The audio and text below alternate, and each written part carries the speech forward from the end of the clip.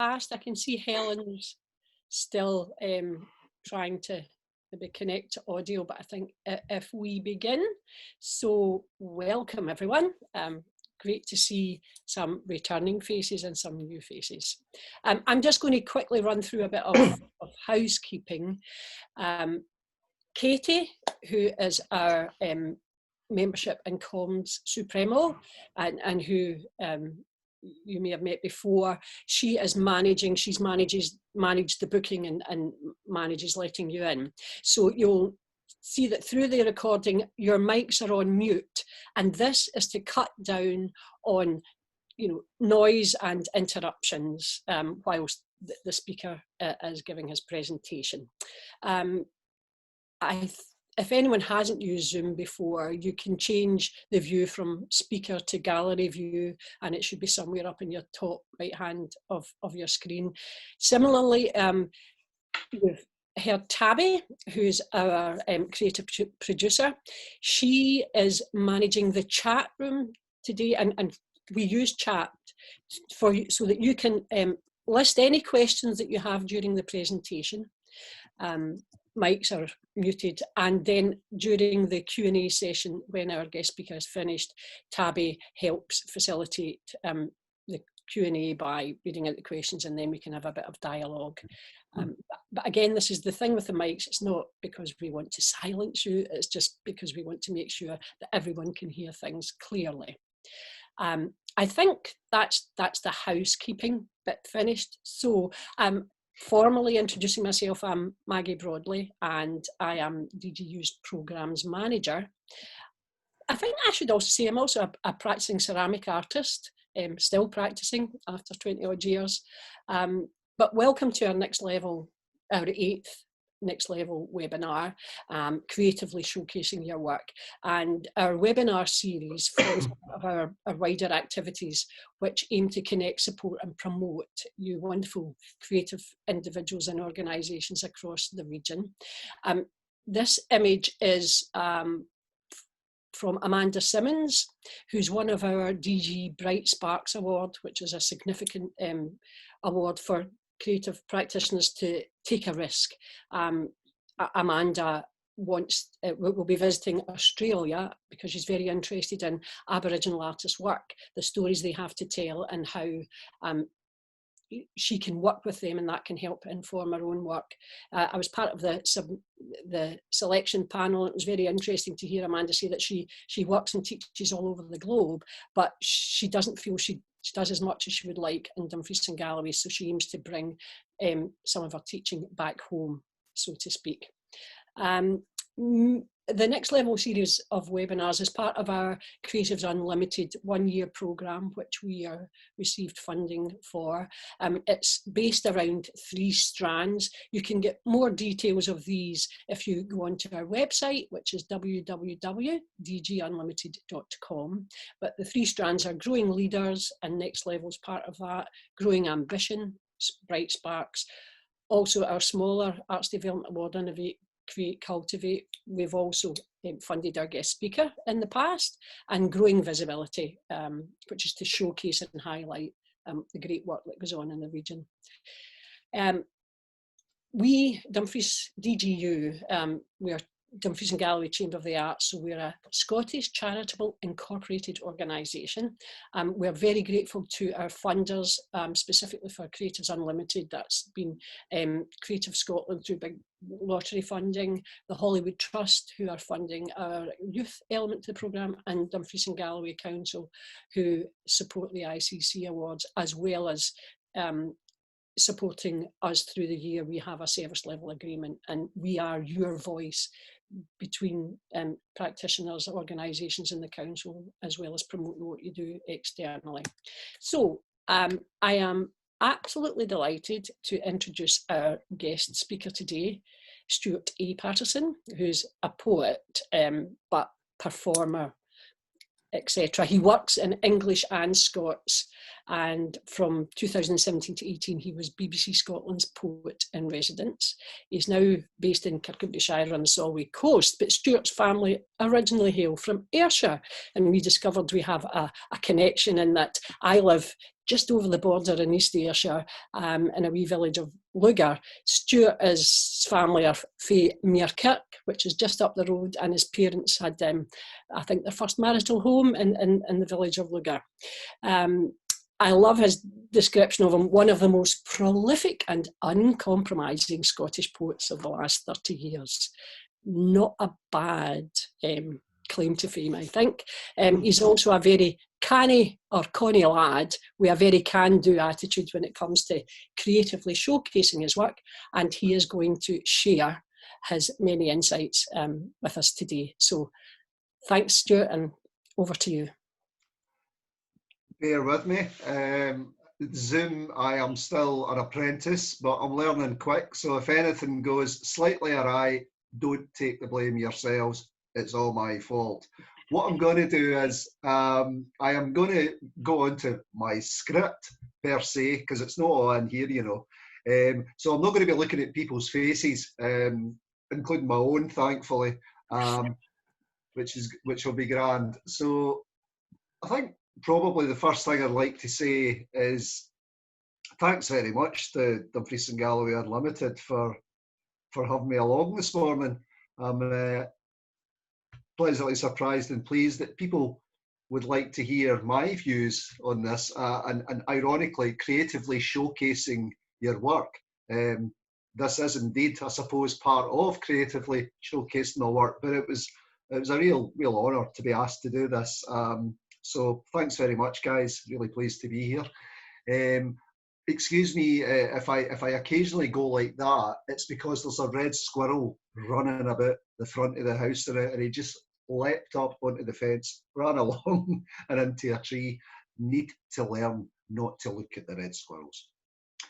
So my name's Stuart Patterson. I'm a poet, as Maggie correctly said.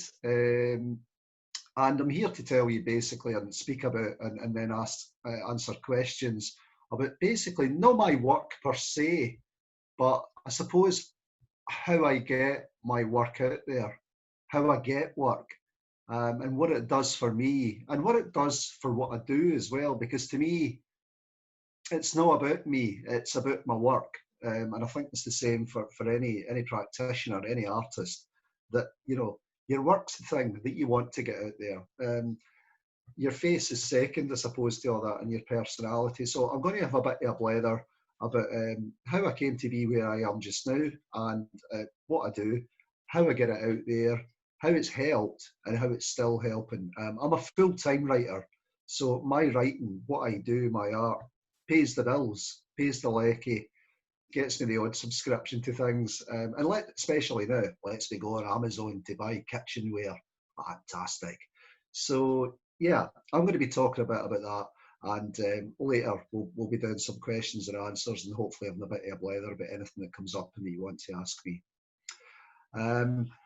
I, as Maggie rightly said, I'm originally from Ayrshire, Muirkirk.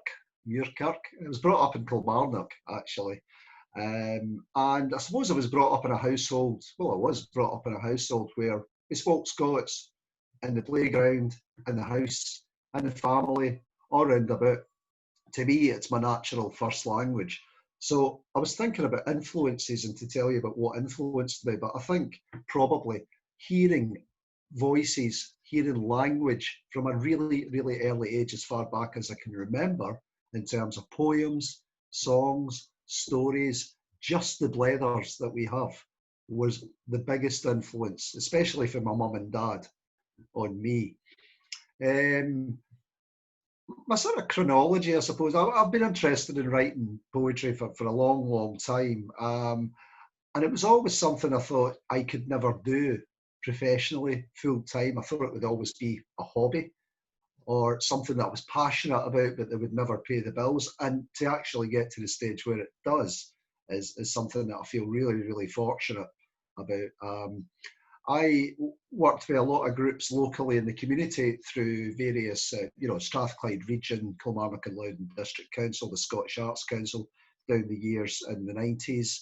I also, published a magazine between the late 80s and mid 90s called Spectrum, which offered a platform to other people to showcase their work.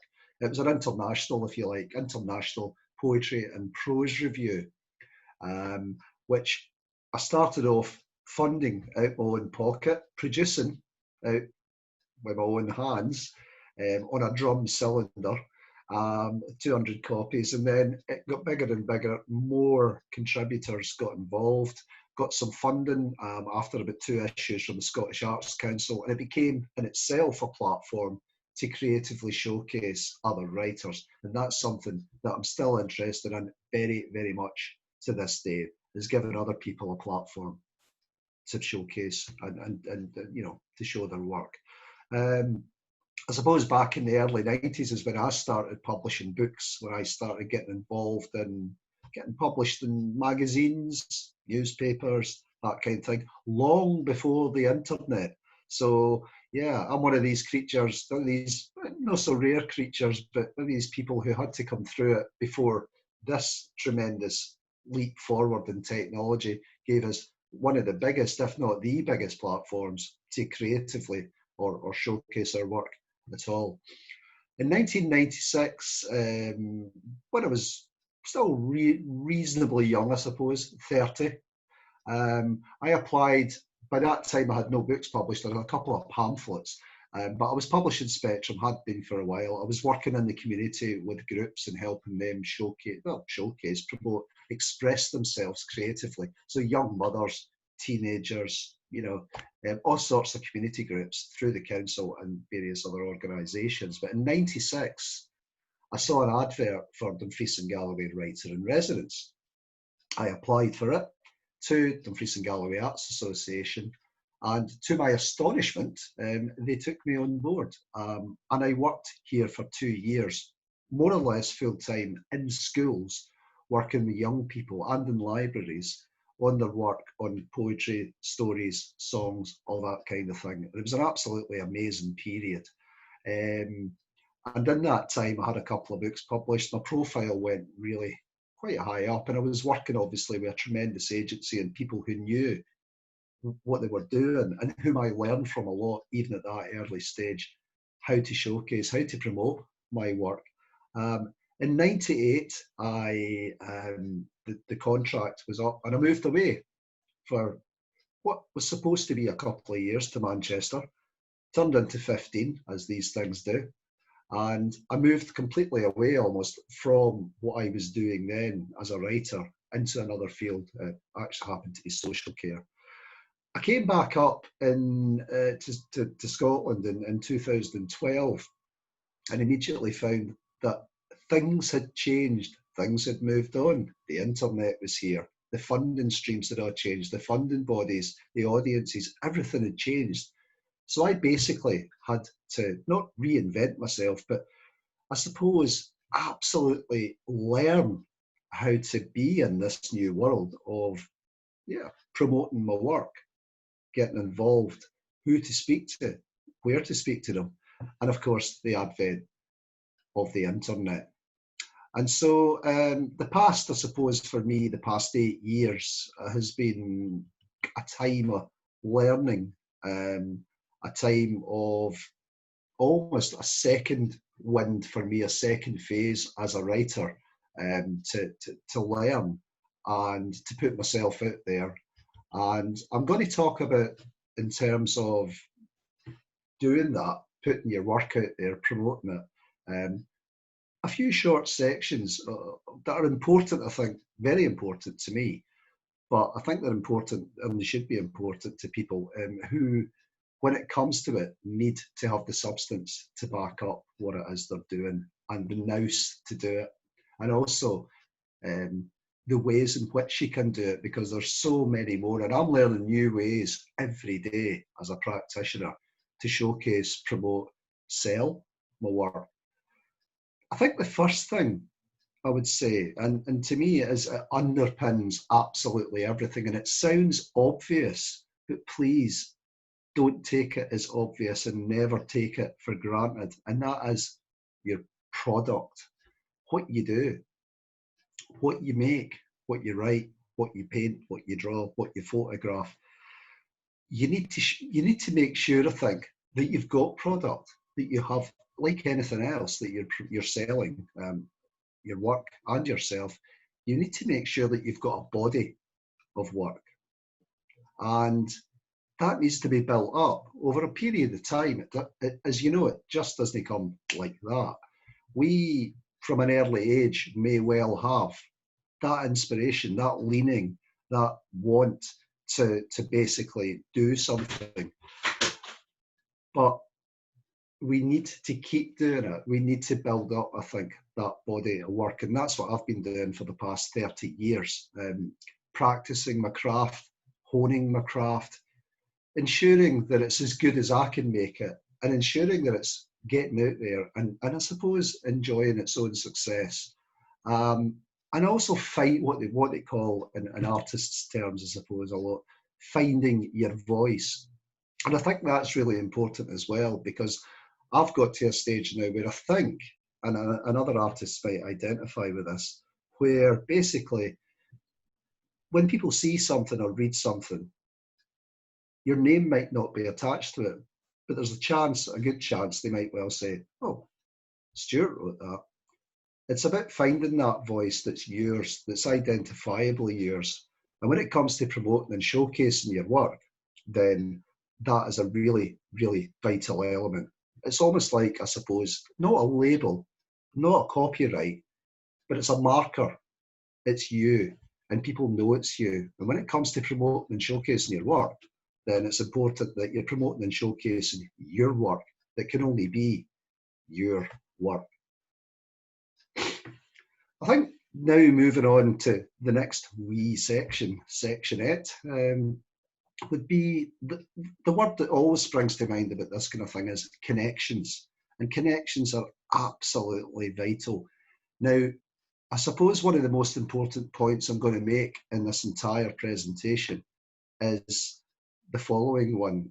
As a writer, as an artist, as a poet, I used to sit there and get really, really depressed sometimes and get really down and just think, why are things not popping through my letterbox? Where are the invitations to read? Where are the invitations to contribute? Where are all these people that should be admiring my work? Where are they? Why are they not coming to me? And it did take me a while to realise that, in fact, the world isn't going to come to me. I need to go to the world. I had to showcase me, my face, my work, what I'd done, everything about me and everything that I did. And I would say that it's really, really important. The most important thing, I suppose, to remember, along with having your product, having what you do, and a backwork of that, a provenance, is that you have to let the world know that you've done that. It's not going to come to you. So you've got to make your own profile. You've got to make your own luck in a way. And it's hard work, but it ends up being very worthwhile, and it can be very worthwhile. I used to think I could fly solo because that's the kind of artistic temperament, I suppose, with a lot of the artists who we work on our own a lot of the time, certainly.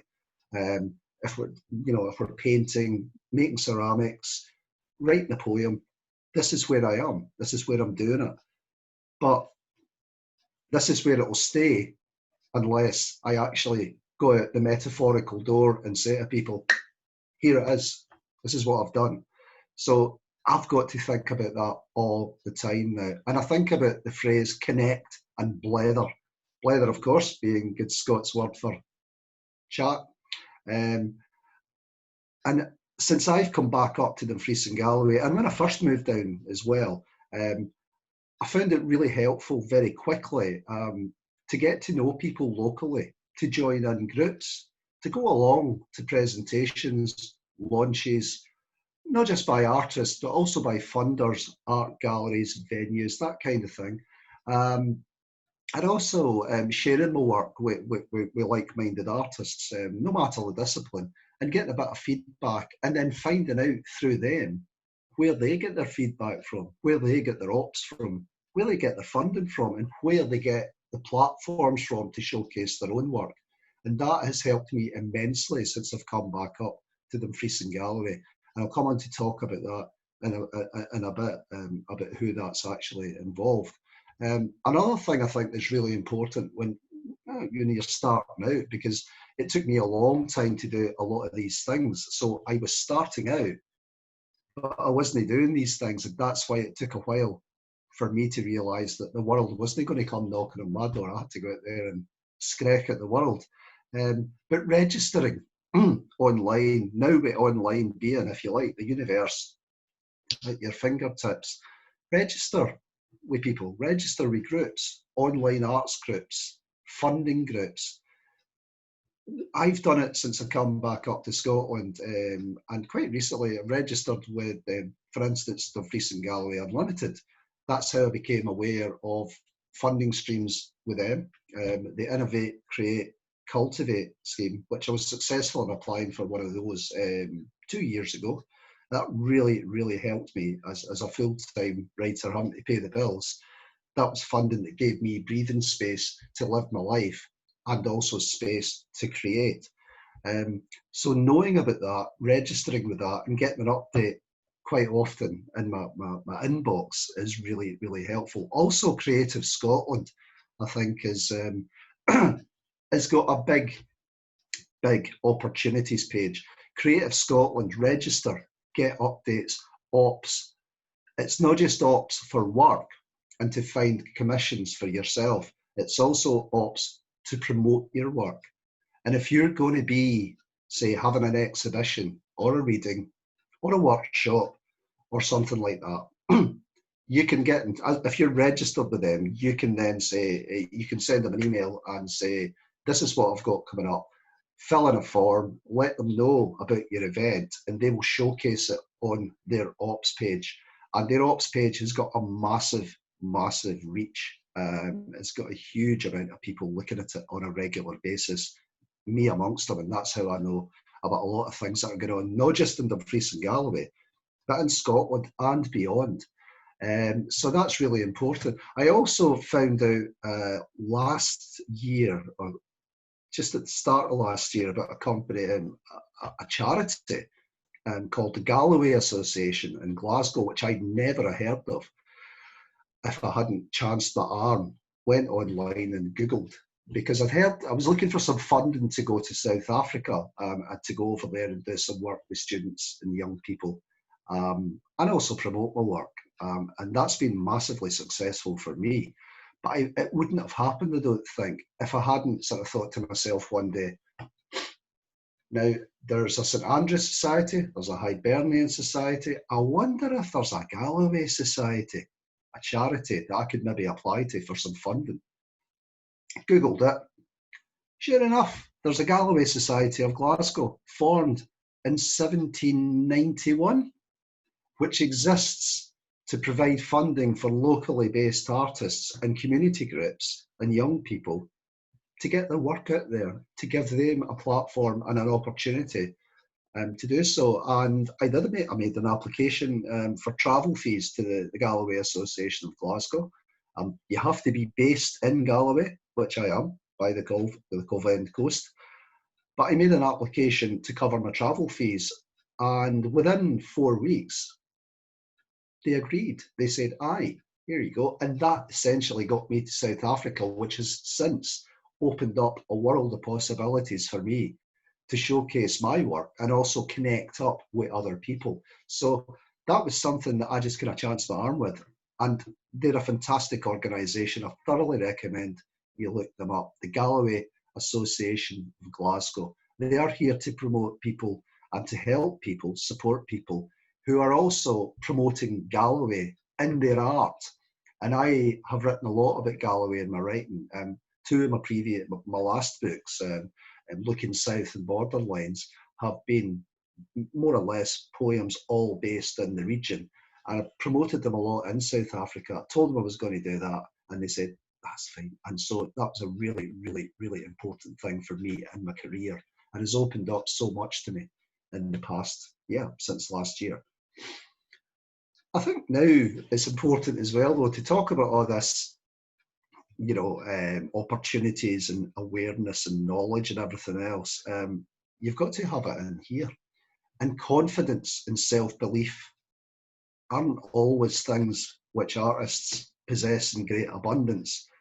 I know you can be full of self-doubt, not just about your work, but about that whole thing about, you know, believing in yourself. You've got to get your work out there.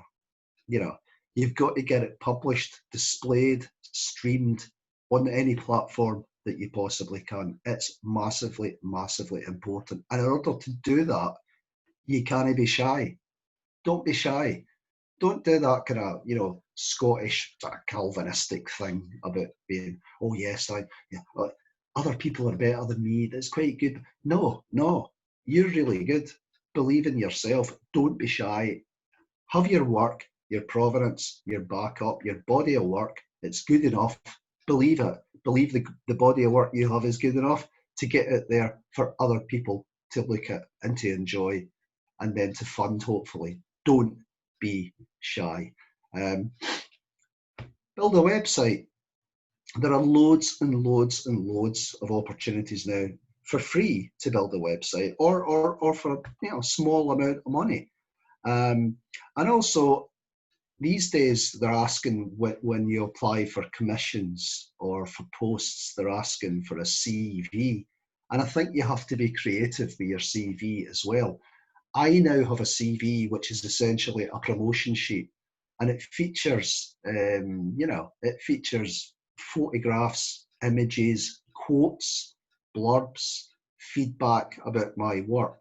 So as much as telling you what I've done and where I've been, it tells you about what I enjoy doing and what other people think and the feedback I've had of my work. So I think self-promotion, although it sometimes goes against the natural grain, has to, you know, build on that self-confidence that you've got to get out there and do it, as I said earlier on, for your work.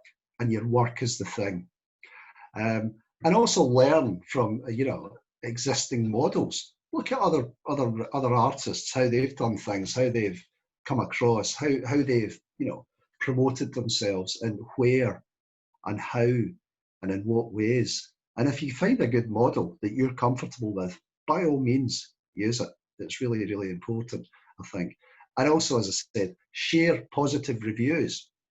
If you've had a good review for somebody, you know, who's enjoyed what you've done, be it, you know, a paying customer or an arts critic or somebody in DGU, use it. Use that quote, use that feedback, because that's telling the world that, oh, such and such likes this. Maybe I'll like it as well.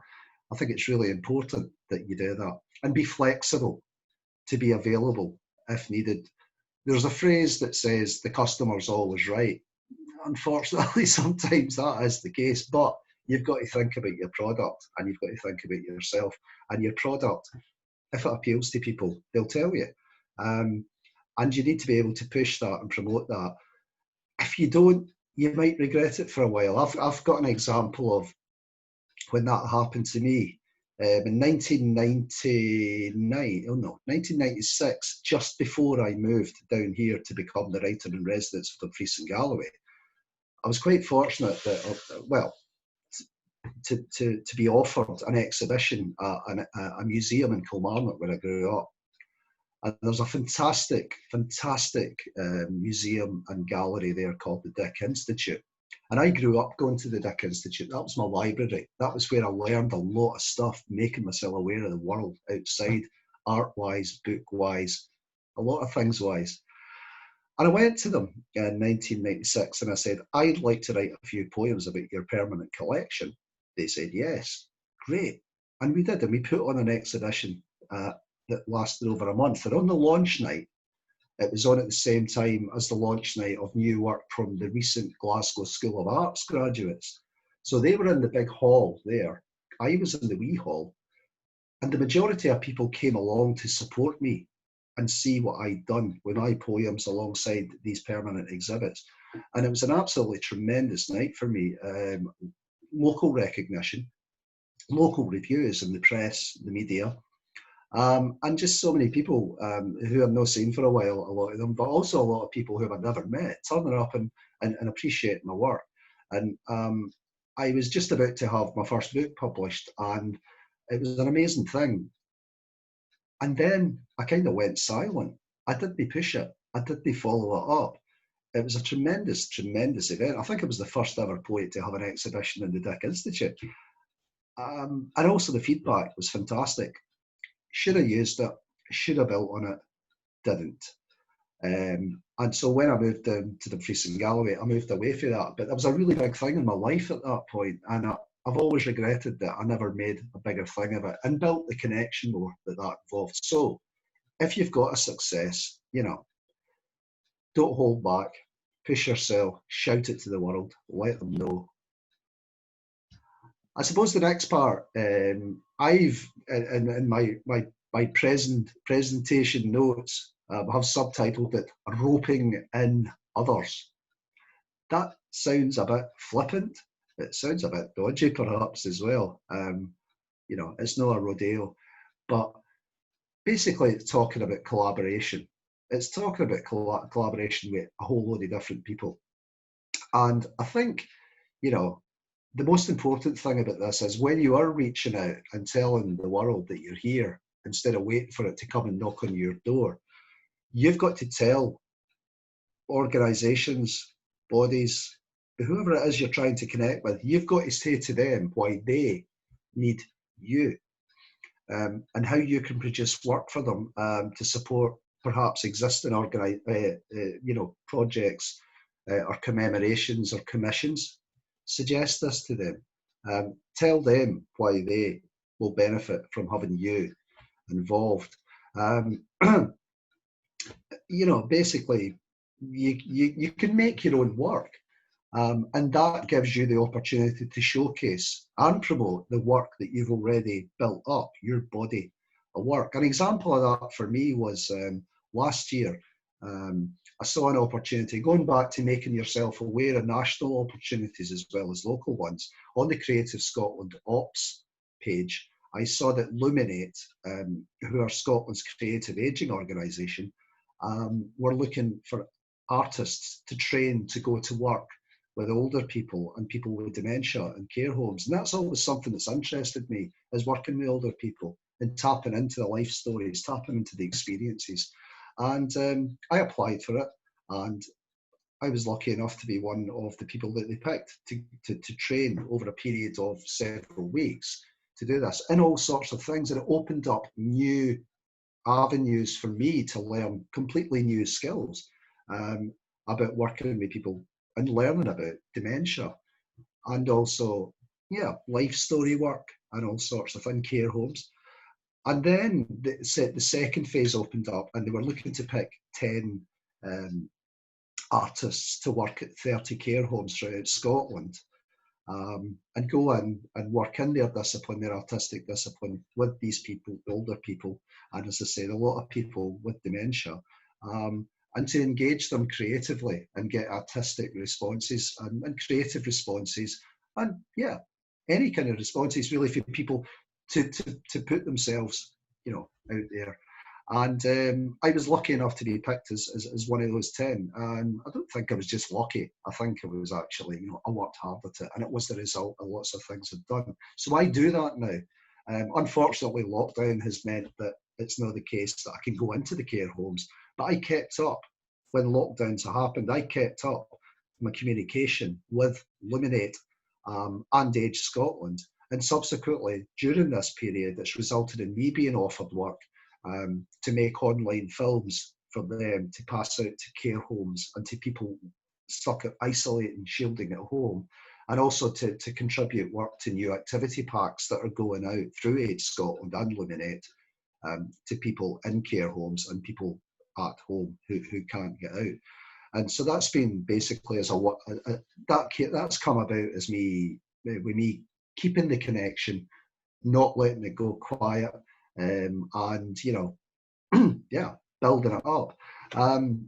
Another important thing about, I think, connecting is making yourself available to step outside your comfort zone, step outside what you do, and step into the world of what other people do. Collaboration.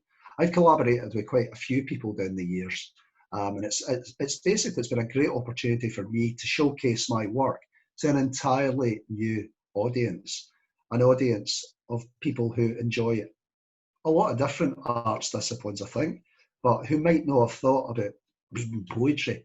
So some examples, I mean, there are some local musicians I've worked with, like Nicola Black, for instance. She's put a lot of my poems and Scots language poems to music. One or two are actually on a CD, which I had released the Scots Language Association last year, My Greatest Hits. And Nicola's got a couple of songs in that. It's not just a CD of people reading out my poems or me reading my poems. It's broken up in a music thing. And I think that, again, is a good showcase for me to go down a different avenue. Collaborations have been great. I'm also working with a musician called Robert Severin. And I've done some work recently with, pardon me, a folk singer called Christine Kidd, who's really, really well respected.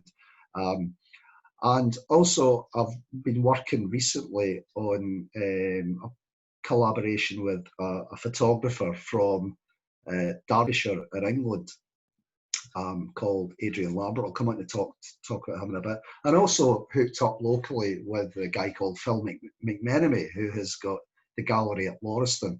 And Phil has previously invited me to put together evenings of poetry and song. And we've done 4 of them so far at the gallery. It was something that he'd never done, but it opened up. So he'd read my work, but it opened up for me the chance to bring in for him an audience to his gallery, but also for me and the people that I invited to showcase our work to a new audience and through presentation of poetry and music. And that's been really, really successful. And when lockdown ends, it's something we'll go back to. But again, it's something else that is, something I wouldn't have thought of, really, I suppose, unless I'd been talking to Phil. And so again, another opportunity to showcase work, to sell work, to make people aware, and to meet other people that I might collaborate with as well. I've done a lot of stuff through lockdown especially, but also last year on Twitter. Now, social media is a really important thing, I think, especially now, Facebook, Twitter, Instagram, etc. And I work a lot in schools throughout Scotland on creative writing with pupils. I also work with the Scottish Qualifications Authority as an external verifier on the Scots Language Award. So that leads, again, for me to work in schools. And some of the work that I've done with schools in classes, I have actually photographed, what they've written, what we've done during sessions, and posted photographs of these on Twitter. That's then led to education authorities or schools getting in touch with me to say, that looks really good. Is there a way that we can work with you? And I'm like, of course there is, because I also am registered. Going back to what I was saying, registered with professional sort of agencies, I'm registered with the Scottish Book Trust's Live Literature Scheme, which pays writers basically to go and work in the community and schools, and offers a living wage if you can, beyond a living wage, if you can, build up your profile, build up how you do it, and then build up more work, which comes out of that. So through seeing my work on Twitter of what I'd done in that vein, I've been offered a lot more work, and that's been fantastic. So it's creative, and that, it's something that I wouldn't normally have thought of doing, but somebody said, why don't you, what you're doing is really well received, why don't you put it up on Twitter and Facebook? And I did. And then people got in touch with me, the world came to my door, and after I put out a bit of me into the world. Lockdown's been really creative period for me, and it's led to a lot of things that I would never have expected to happen. And that is one of the great things about putting yourself out there and being thoughtful about it, being creative, and all sorts of things can happen. All sorts of people can knock on your virtual door, and it happened to be with during lockdown. I've been writing a lot of poems in Scots based on the coronavirus, if you like. And it's essentially been a case of, I've just been putting them out, sharing them, because I just like sharing my work anyway. It doesn't have to be for, rhyme, reason, or reward. But I put a lot of it on Facebook, and poems in Scots about where I live here and walking adapting, watching the world adapt, and reconnecting with the landscape and reconnecting with where I live and who lives here. And a photographer called Adrian Lambert, whom I know, I've known for a few years, on and off, as a periphery of different people that I know, because I lived down there for a while and sort of hooked up with quite a few artists down the years. And Adrian got in touch to say, "Oh, Stuart, I've been reading your poems on Facebook about lockdown in Scots. Didn't have a clue about what any of them meant, but I was intrigued by some of the words, and I could get some of what you were saying, because English, of course, and Scots are closely related in a lot of ways." That led to Adrian buying a Scots language dictionary and embarking on a wee project where he basically, translated my poems into English and got to understand them and got to, where he could actually relate to them, I suppose, in his head and from his heart emotionally. And so when he told me this, I was absolutely delighted that me putting that bit of myself out of there onto social media had resulted in a personal connection to somebody who would never have, he took it on himself to learn Scots, essentially. And when I heard this and when he got in touch, I said, basically, well, I'll tell you what, let's do something about it. He's a really, really good photographer. I really like his work. And I said, let's do something about it. And he said, yeah. So basically what happened was that we've produced in the past few weeks a 40-page book, perfect bound, of 15 of my poems from this period, along with 16 monographs from Adrian Lambert. And the name of the project is Together. We've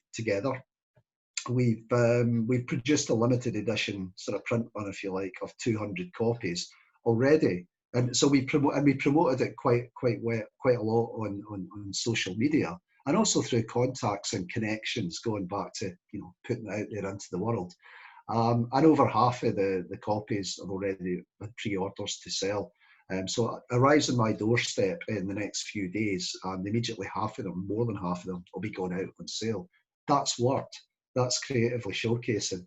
But it's also making a difference in terms of, selling the product and getting it out there, and will lead to other opportunities. So it's called Together. I think Tabby.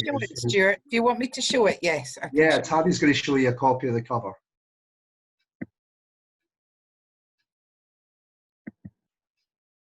There it is. Together, poems by me, photographs by Adrian. It's a conceptual thing as much as anything. It's not literal. We the pair of us believe that art should not have to be in your face and telling its story exactly as it should be.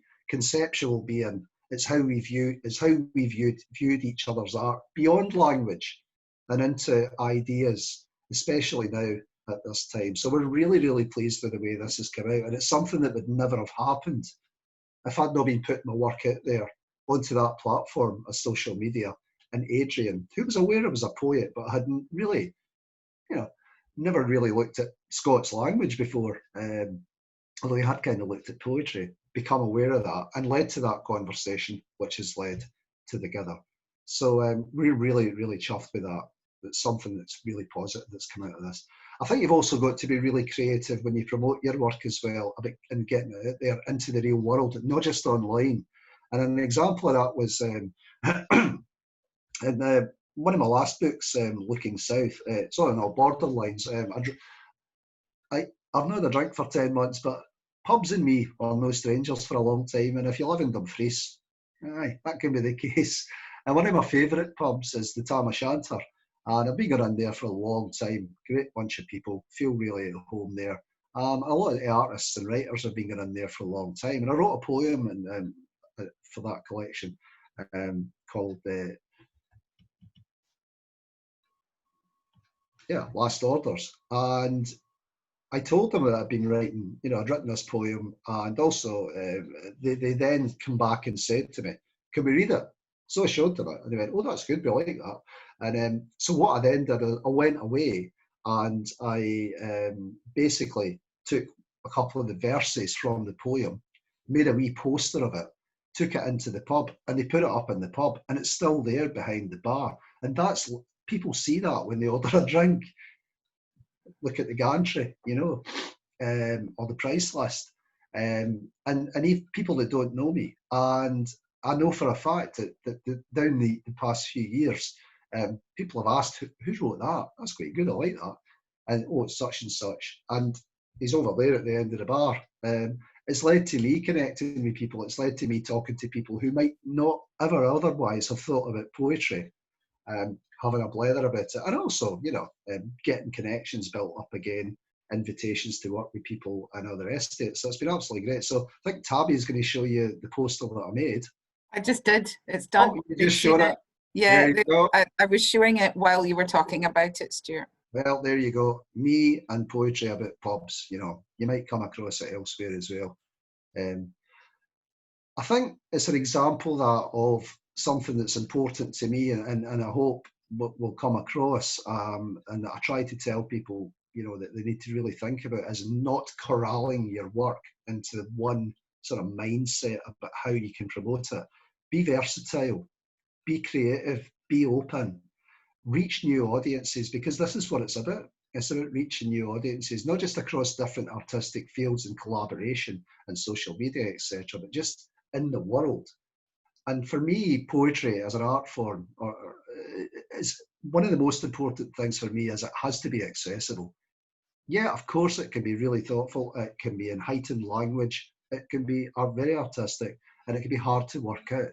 But it needs not to be inaccessible. It needs to be open to people. And I think it's important to me that people connect to what poetry used to be, which is an art form for everybody, and that everybody can enjoy and look at and even take part and do themselves. That's important because it's a community thing as much as an individual thing. Sitting in your garret being a poet right away is the image. Well, you know, for a long, long time, we've been making stories, songs, poems in communities for each other, by each other, and I think that's still an important thing to me. Another couple of points I'll kind of finish off on is it's hard work finding work, and a lot of time that you're going to be working will be spent finding work. You've got to put in the hours, and that's really, really important, and it has been so much for me. I'm very much a working class guy. I've got that ethos that, you know, I like to put a graft in. But if I'm going to put a graft in, I'm going to make sure that it's good and that it works, and I spend time and care on it. So to me, that's really important.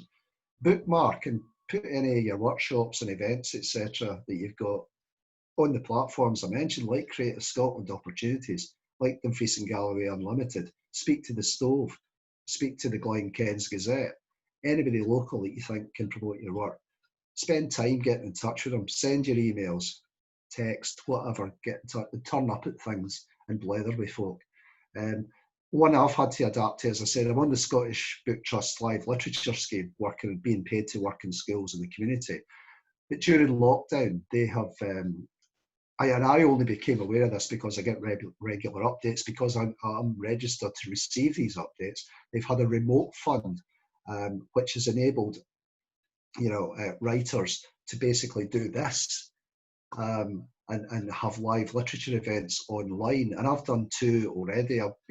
The groups have applied. One school and a group at the Stove actually have applied for funding to have me do readings and talks through the remote fund, and that's a very new thing. And they were successful in their application because Creative Scotland are aware of me. They're aware of my body of work.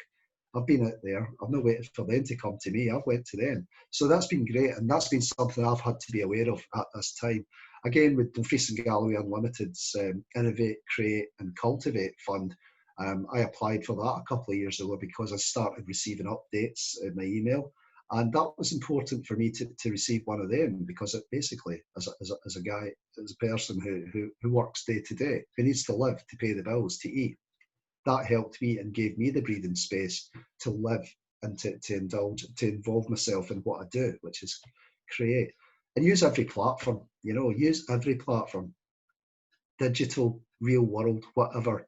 And try to give other people the opportunities, because they down the line, they might then be in a position where they can give you opportunities. An example recently was I run High Street Writers in Dumfries, which has been a really brilliant project for me and hopefully for them. And it's carried on just now through lockdown online. And one of the writers is a guy called Joe McGurk. And Joe had come to me and said, I'd like to get my work out there. I'd like a bigger platform to promote what I do. He kind of writes rap poetry. It's really accessible, really enjoyable, fantastic stuff.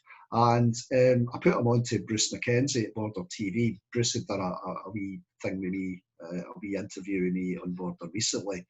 And Bruce got in touch with him. And within 2 days, he was in Dumfries filming Joe, filming what he was doing. And it was on Border News last Friday at 6 o'clock. So I think Tabby's going to show you the clip now. Yes, I am. I've got it here for you. Thank you.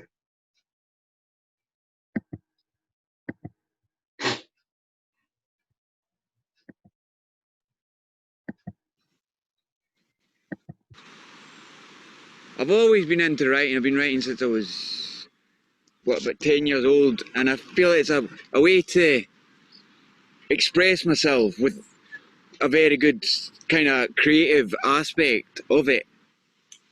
In recent weeks, we've all found ways to cope with the global pandemic and lockdown. But for Joe, isolation brought inspiration and 100 new poems. The new normal, which I discuss quite a lot in my writing, it's quite strange that we're not going to be able to live the way we lived. And I thought that at the start, when I started putting it on, I thought it was an opportunity to leave something historical for this period. He's performed his works daily on YouTube. It's day 97, and it goes a little something like this. Say lots, or it's seen. Planes take off. Quarantine. Need patience to look back as time stands still. The 100 days, it's got highs and it's got lows. You're going to look back and you're going to reminisce. Like, if you can't remember when, say, Jack Charlton died, I've got that in there. Or when Dominic Cummings' fiasco happened. You know, it's these kind of things that they've got a bit of emotion in them kind of events, but it's got a bit of my kind of personal journey, how I've dealt with things, like how I've used art to be my therapy. Joe is one of around 30 people working with poet Stuart Patterson on a local project called High Street Writers. I'm now in a position to do online sessions, one-to-ones, and we're all together again. And I think it's brilliant for people who are isolating, for people who feel isolated, who might be vulnerable, and they're able to express themselves creatively and personally now in a way which they did before. And Joe even found time to pen a few words about his first TV interview on Look Around. It has begun, cracking the page. This is the one. Thanks for the stage. What put? It's done. It stays on YouTube 100 days.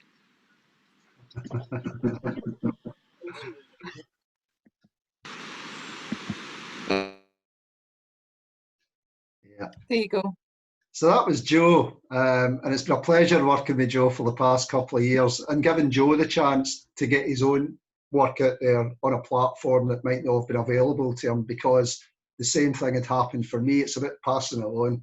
And I've done that quite a lot in terms of reaching it and using different platforms. You know, I worked, as Maggie said in the introduction, as BBC Scotland Poet in Residence from 2017 to 2018, and that opened up a lot of opportunities for me. Really, really interesting opportunities, and doing things that I wouldn't normally have done. Making films, for instance, of my poems. In 2017, June 2017, when I took up the post of BBC Scotland Poet in Residence, I was asked to write an initial poem, and it was a poll put out in the Janice Forsyth show asking listeners and also on BBC Scotland viewers, to send in their favourite Scots word. They had something like 20,000 responses. I had to read through them all, and they asked me to write a poem based on this, and I did. And the poem was basically I read it on the radio on National Poetry Day on a couple of shows, and then later on BBC Two at night. So to be on BBC Two reading the poem, for me personally, was fantastic. And then a couple of days later, one of the young production assistants on the Jarns Forsyth show got in touch and said, really liked that poem. Do you fancy making a film of it? Now, it's a film about people's favourite Scots words. A lot of these are about weather, unsurprisingly. Look at the window, actually. There's no a red squirrel, but it's blowing a bit of a hoolie. Hold on, it's July. Let's get on. Well, that's what happens in Scotland, and Galloway particularly. I said, aye. Within a few days, I went up to Glasgow. The lad, Chris O'Rourke, set me up with a blue screen, gave me a tie and a jacket, because I didn't have one. And I basically did a mock weather presentation based on this poem. Joe put it on, spoke to the guys at the BBC. Chris spoke to the guys at the BBC. They stuck it on their website within a day or two. Up till now, the last I've looked, it's had 600,000 hits on the BBC website, on YouTube, and on Twitter. Over 500,000 hits are something that just came out of a poem. It's amazing. What a platform. And these have been worldwide. So I think Tabby is going to show you the film now. It's called Here's the Weather. Yeah, I've got it.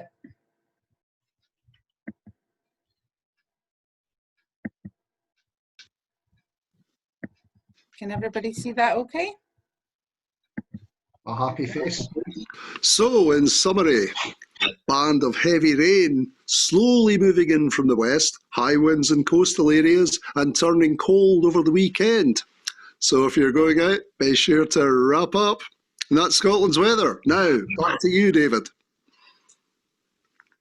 And we're out. Thanks, Stuart. That was brilliant.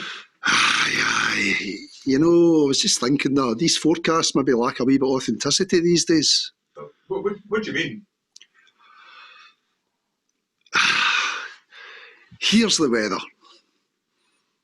Today in London, the weatherman speaks of damp and of cold.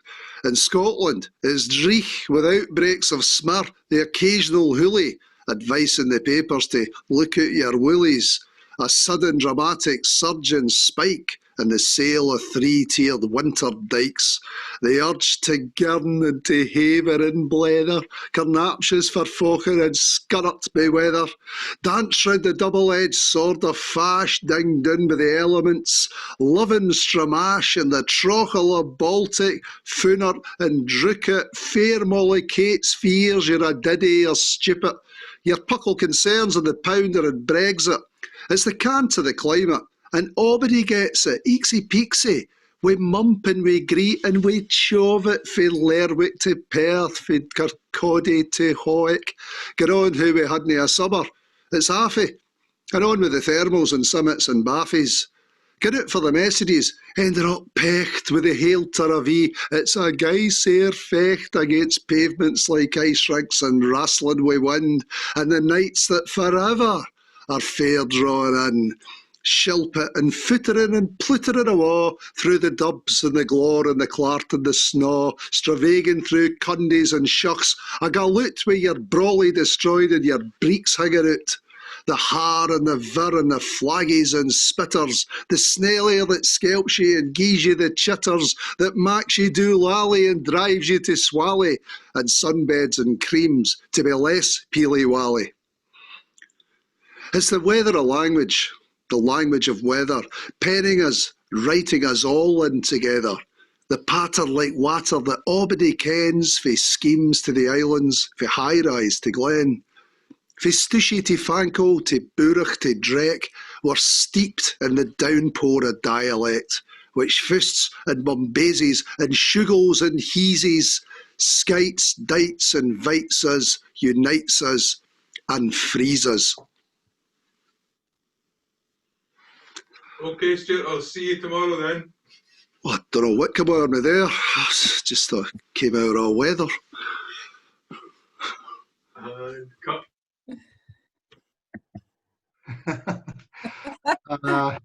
I know. But what an opportunity. I could not have expected that to have as big an impact for the Scots language, for my poetry, and just in general, I suppose, as an art form, to reach so many people. I mean, 600,000 hits. I could never have dreamt of that, even starting up with the BBC. So it was absolutely amazing.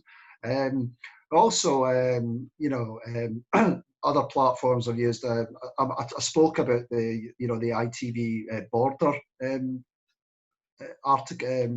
interview I did recently about my own work about the Scots language with Bruce Mackenzie, and that was great as well.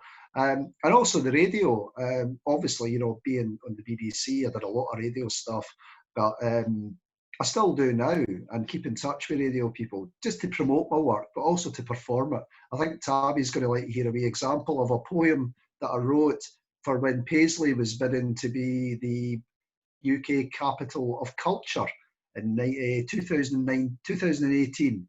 And they asked me to write a poem for Paisley. So I wrote a poem for Paisley, and I performed it in Paisley as part of the Jazz Forsyth show on tour in Paisley town centre to an audience of about 200 people. So she's going to play it now. It's a poem called Buddy, Have You Got a Rhyme?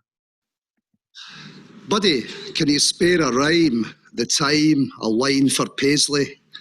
We'll have ourselves a spree, just you and me, and shine for Paisley. What's that you say? You mind the day the talk was all of Paisley? When Mirren parties bus and built a chapel by the Hamel's Roar? When Wallace studied, kings and queens were buried at the Abbey?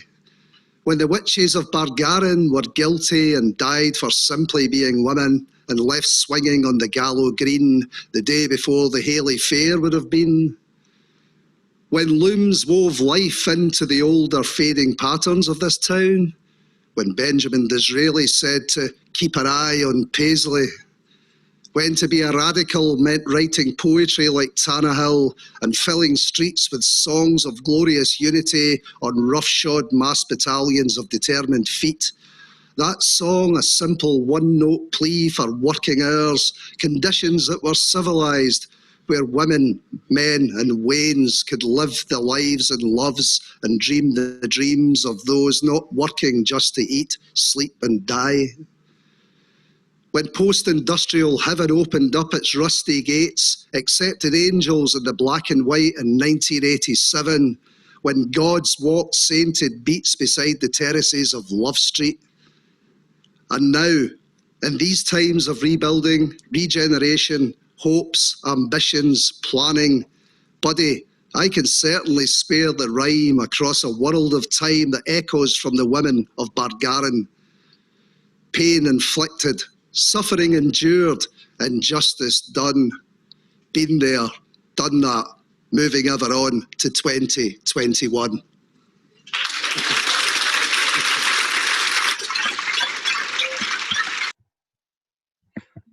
Aye, so that was something else really, I suppose, that was quite unexpected, but really, really great.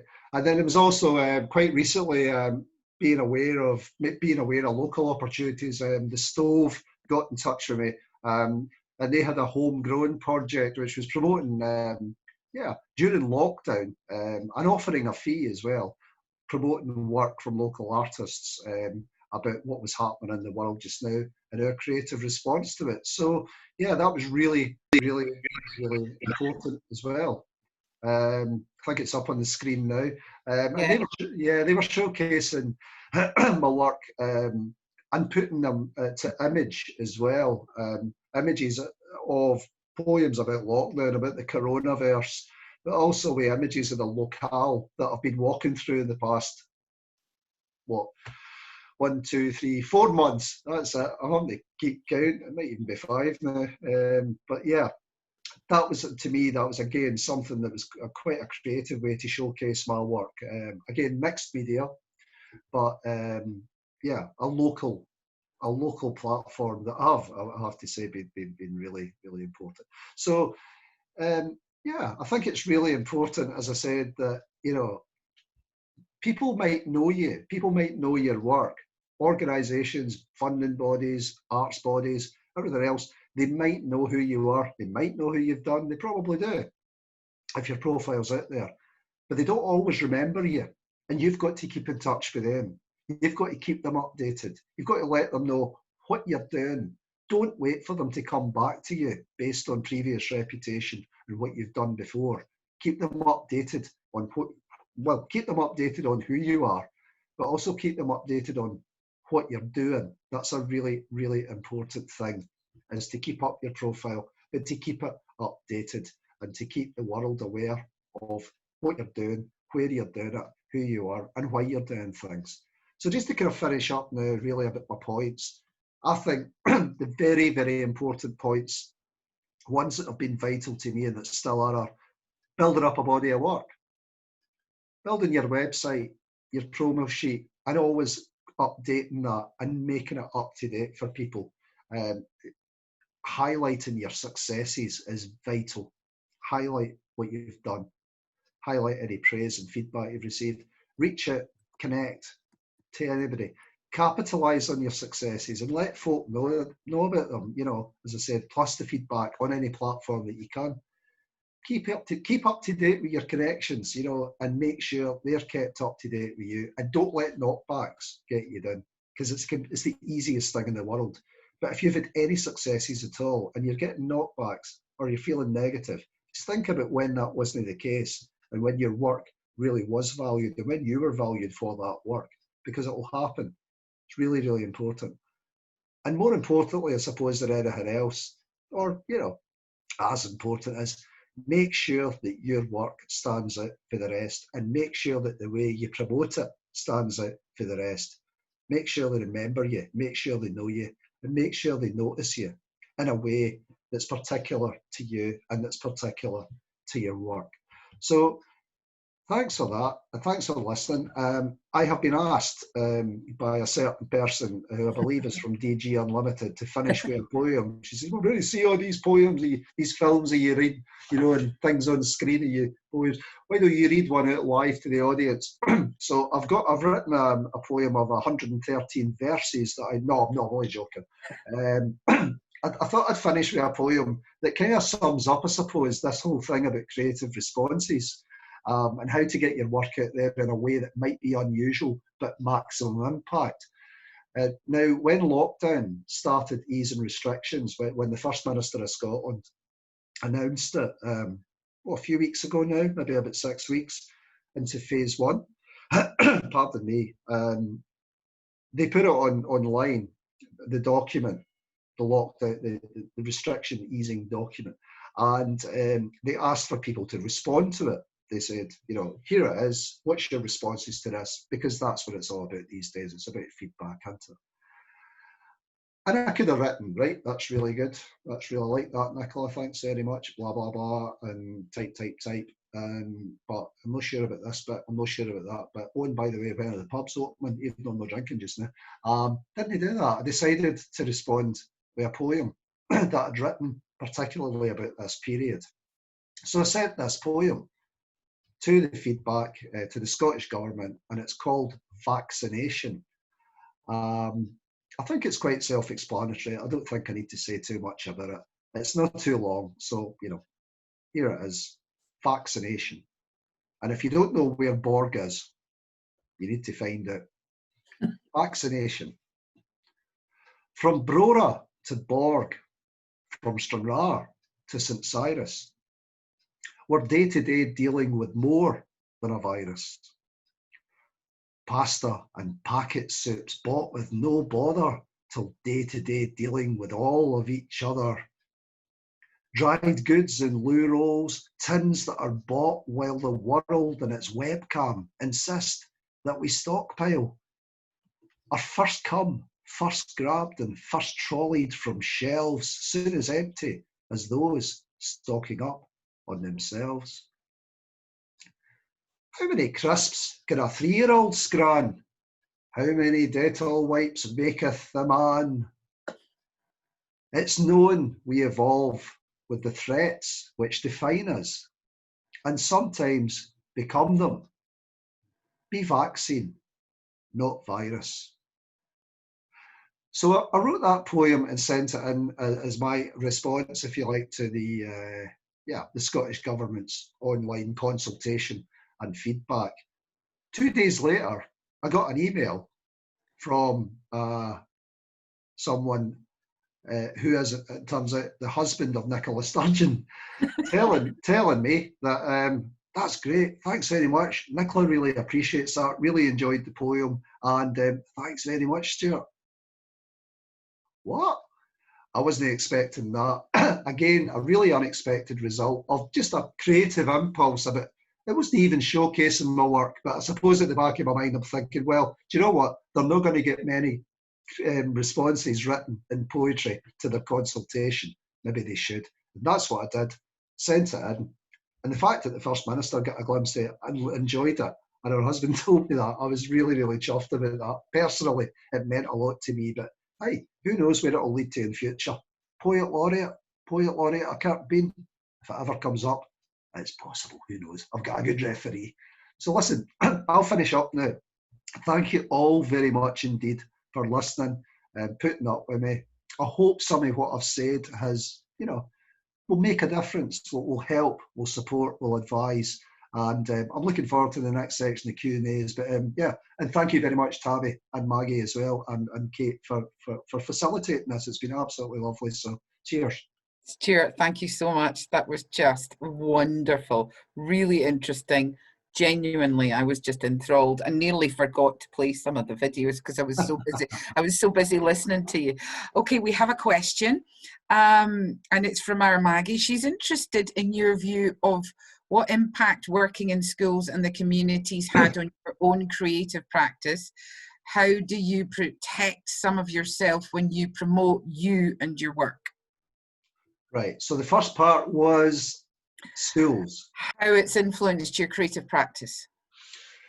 It's influenced my creative practice. Working in schools has influenced my creative practice to the extent that I will write now more, I suppose, for an audience, that particular audience. Something, just to explain, something I've done for years and I've always been interested in. Obviously, I'm a Scots speaker and Scots writer, but something I've always been interested in is, it's very traditional, I suppose, in Scots, is writing for weans, writing for children.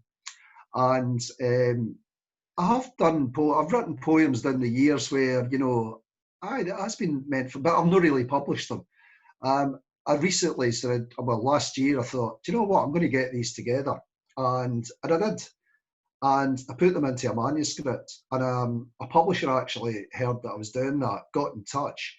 And just last week, the book's actually hit the shelves. It's amazing. It's such a lifetime's ambition for me to have a book of poems about in Scots for weans, for kids. It's such a massive, massive thing. Here it is. Here's a copy here. It's called The Squatter of Bairn Rhymes. A squatter is a good Ayrshire word for a wheen of something, a lot of something. And it's about 100 pages. I'm really, really so pleased with it. It's got foreword by Billy Kay, who's one of the people most responsible for promoting the Scots language in the last 100 years. An Ayrshirman, of course, so he can't be that bad. And it's also got really good quotes in it for Janice Forsyth and for Ken McKenna, the journalist, for The Observer. So it's an absolute dream come true for me, this. That basically working in schools led to that, Maggie. What was the second part, Tabby? Well, the second part actually is also connected to a question that we've had from Helen. So Maggie's second part was, how do you protect some of yourself when you promote you and your work? And Helen has said, thank you so much. She's really enjoyed this. Her question is, I'm excruciatingly shy as an autistic artist. Do you have any tips on coping with criticism or feeling overexposed? If you're sharing genuine, heartfelt work, how do you protect yourself? Good question, because excellent. It hurts when you're a creative and it's not received the way you would expect. Aye, and I take fully on board what you're saying about autism as well, and how things can sometimes be. I remember getting criticism. I remember you know, getting criticism, reading criticism, or just having people say to me, "Oh, that was Keith," and thinking, "Oh my God," and I took it so personally. I think going back to something that I said earlier, I think what I've always have to remember is, and a face that always pops onto my mind is my mum. And my mum's 90 now. She lives in Killie, Kilmarnock. And I speak to her just about every day on the phone. And she always tells me, without fail, what she thinks of what I've written, because I always share it with her. And occasionally she might say, "I don't think that works so well, Stuart," or, you know, maybe, "Aye, it's not as good as such and such." And she's really, but if she likes it, she'll tell me, and she'll say, "Oh, that's great, I love that." Some of the stuff I've done for Luminate, the poems that I've written for older people and people with dementia, I've shown to her, particularly as an older person, and she's loved them. And so I always think, if somebody doesn't like it, I keep my mum in the back of my mind telling me that I'm worth it, if you like, you know. That's who's important to me, and she is important to me, and she's telling me about what's most important to me. And that's going to mean more than anything. Anybody who doesn't know me or doesn't know what I do thinks or has an opinion on. So it can be difficult in terms of protecting yourself. You've got to build your own protection. People can't do it for you. But you've got to remember who and what are most important to you, and why you're doing what you do, and why people like it. And believe you me, Helen, people will like it. And when they like it, they'll tell you. They're not shy. So it's important to keep that. And the people that are important to, who tell you that, there, and that's what I do with my mum. I don't know if that's a lot of help, but it's building a wee room in your head that's got somebody in there that can talk to you when you need them, and that helps me. The first part of the question, sorry, was protecting. Sorry, Tabby? Yeah, just how do you protect some of yourself when you promote your work? Maggie, do you want to say something? It's just, I mean, I totally get that your work, although you're saying, you know, your work's the thing, that you very much, and your person is very much tied in with your works, almost impossible to separate that. But it can be exhausting to be constantly on view. So it's just how do you do that? How do you unwind? How do you manage? How do you unwind? Yeah, you know, how do you protect though, and kind of relax? I know you're constant adrenaline, Mr. Patterson, but you know, you need to have ways of protecting that core being at times, I think. No, that it's true. creative being as well. No, it's a really good point, actually. And I have to say that a lot of that, and it sort of goes back to what Helen was asking as well. A lot of that goes back to, I think, experience and just getting through it and doing it. You know, at first it can be really daunting. At first it can be difficult to switch off, to unwind, and to not take things personally, and even criticising yourself and saying, "Oh God, that should be better," or "Oh, I wish I'd written this," or "I wish I'd written that," or "made this," or "made that." You can be your own harshest critic, and you've got to learn to switch off and be being your own critic, your own negative critic, I should say. But at the same time, you're right, you've got to unwind. And it's important, I think, again, you might have a wee voice in the back of your head, like my mum, telling me, "You're worth it, it's great, don't listen to folk." But it's also important to have people round about you as well. Actual people, not in the back of your head, but round about you. And it's difficult at this time, I know, when people are isolating, shielding, apart from other people. But contact's important, and contact with people that you appreciate for who they are, but more importantly, they appreciate for who you are and what you do, you know. So that's I think that's a way that I definitely deal with it. In terms of unwinding, it can be difficult. It can be really hard if I'm on one, like I'm just now. I'm on one every day. There's just so much. I'm so lucky. I've got so many things chapping at my door, people asking me to do things, and writing as well, and get out and walking and creating and get out there.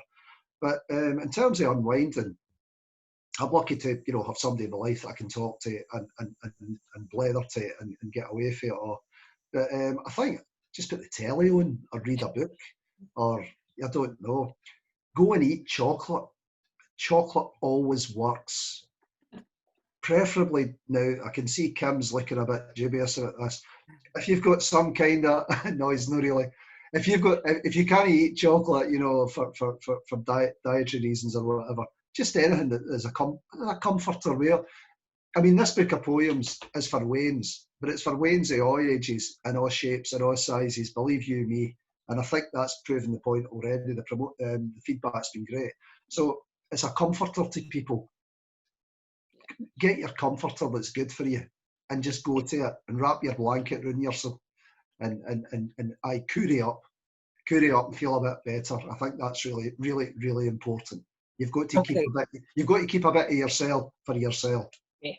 Right, we've got two people with questions. Kim wanted a question, and Alison after Kim. Well, it was less of a question and more another way of it's very linked to what Stuart was saying to Helen about how you deal with other people's criticism. Fairly recently, I heard two different people kind of coming into the same way of doing it, and what they said was they've got a list of people whose opinion matters. You know, that it's that point of when you're lying on your deathbed looking back, whose opinion matters. You know, your mum's opinion mattered, but that bloke down the pub or that person on the internet didn't matter, or whatever. And so they've got a list of the people, you know, half a dozen, maybe a dozen people maximum, whose opinion really counts. You know, their partner, their, you know, close friends, whatever. And they keep that list on them, maybe on their phone or on a piece of paper in their wallet.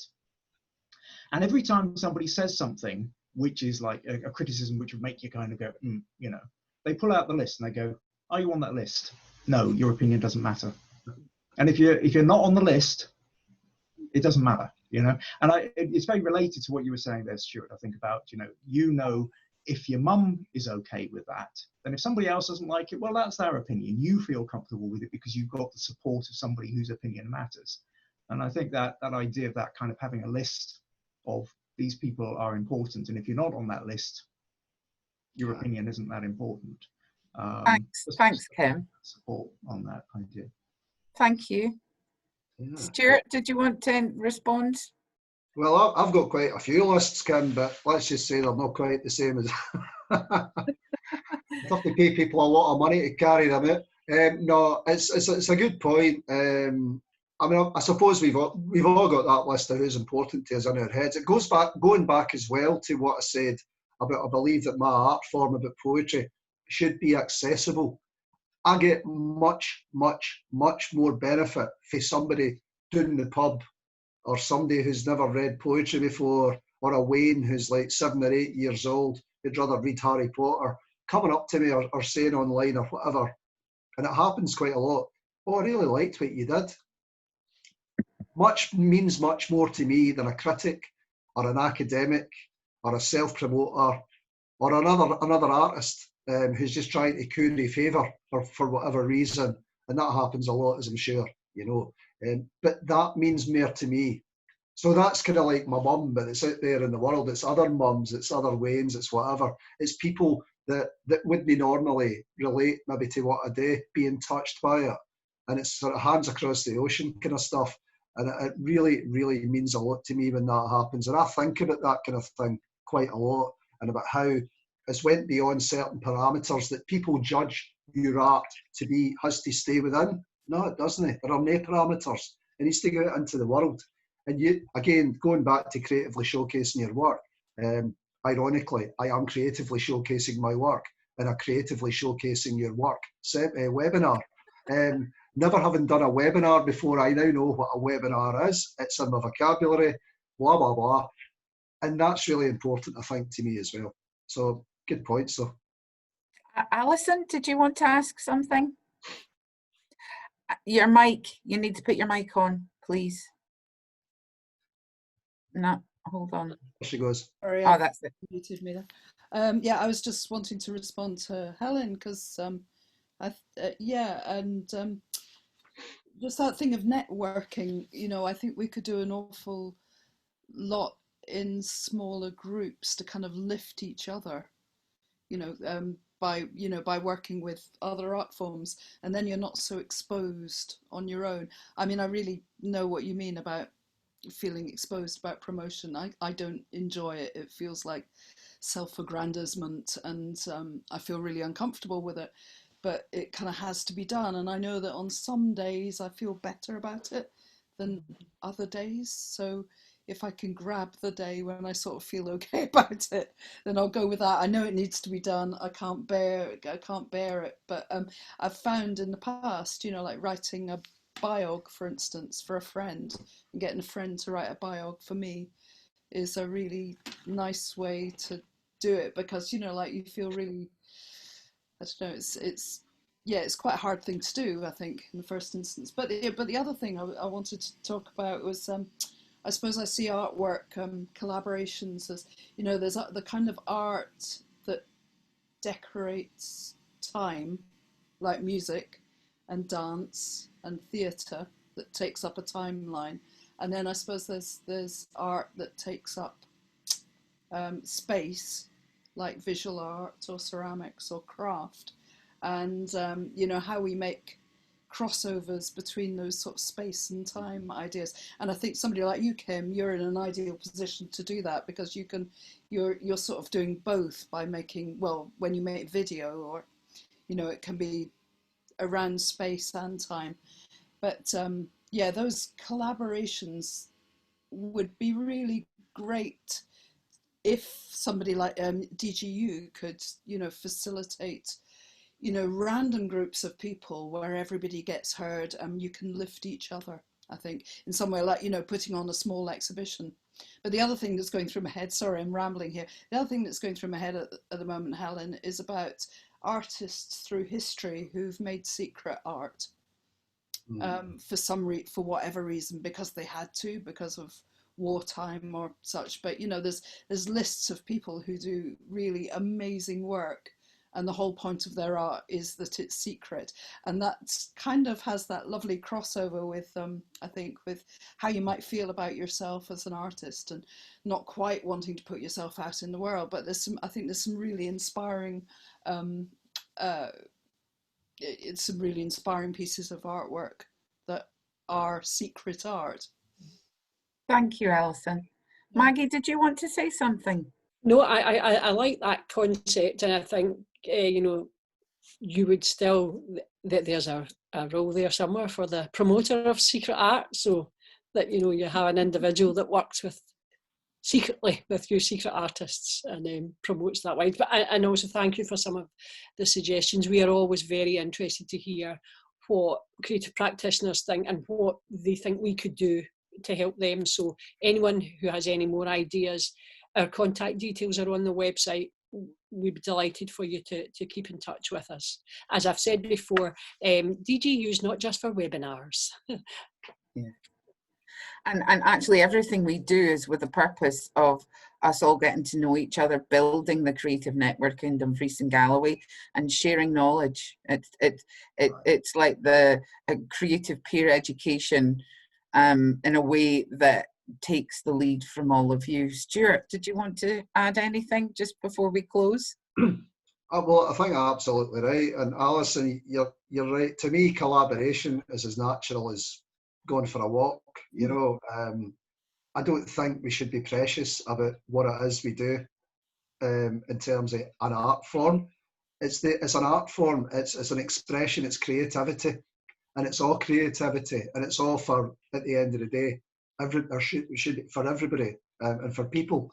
And we're people, and we talk to each other, normally, creatively, whatever. So that's why collaboration is so important to me.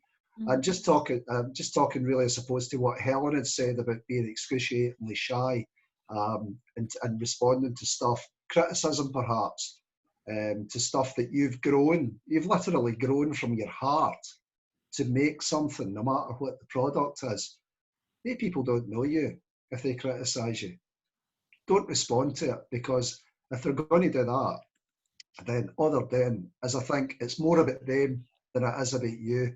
So please believe in what you do. Believe in what you do, because what you do is worth it. It's worth it, and it's getting out there, and people will recognise that.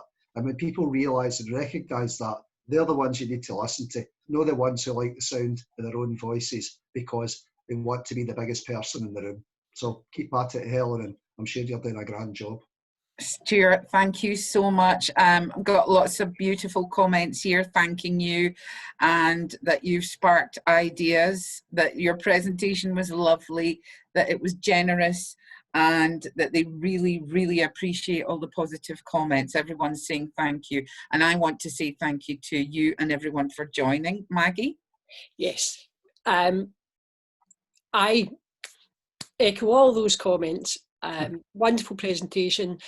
I'd like to thank my colleagues, Katie, who you might not see and hear much of, but she's the foundation. She keeps us all secure and stops us falling off a sugary peg, so she does a huge amount of work. Also to Tabby, who works very closely in developing our programme with me and with the rest of the team. I have to say we've a really strong team.